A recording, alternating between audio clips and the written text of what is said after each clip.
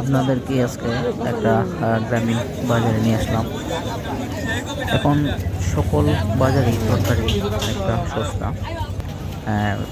তারপরেও কিন্তু মানুষের ক্রয় অনেক কম করছে তরকারি, কারণ সকল জায়গায় এখন প্রচুর পরিমাণে তরকারি উৎপাদিত হচ্ছে।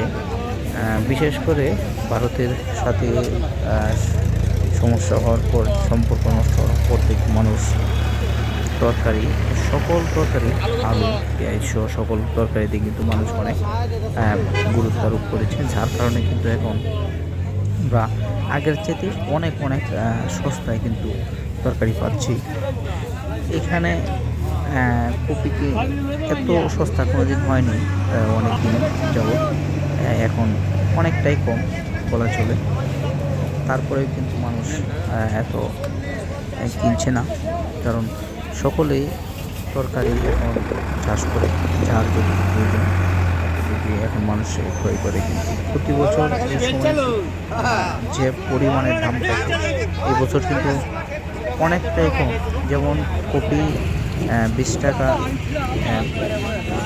পিস, এর নিচে কোনো সময় আসে না, কিন্তু এখন প্রতি দুইটা কিন্তু পাওয়া যাচ্ছে হচ্ছে 15 টাকা, অর্থাৎ জোড়া 15 টাকা, 20 টাকা। এর উপরে কপি নেই, যত করে হোক। এবং অনেক জায়গায় তো আপনারা দেখতে যাচ্ছেন সব নিজের উৎপাদিত কপি নিজের পায়ে পিছিয়ে তুলে দিচ্ছে। আর টমেটো এই পর্যন্ত যে দাম থাকার কথা এই সময় অনেকটাই থাকে, এখন কিন্তু এই গ্রামের ছোট বাজারগুলোতে প্রায় 40 টাকা 30 টাকা কেজি।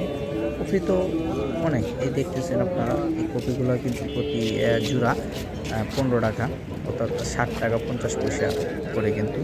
তারপরেও মানুষ খুব কিনছে, তা নয়, অনেকটাই কম কিন্তু। এখানে কিন্তু সিমের দাম একদম ভালো মানের সিম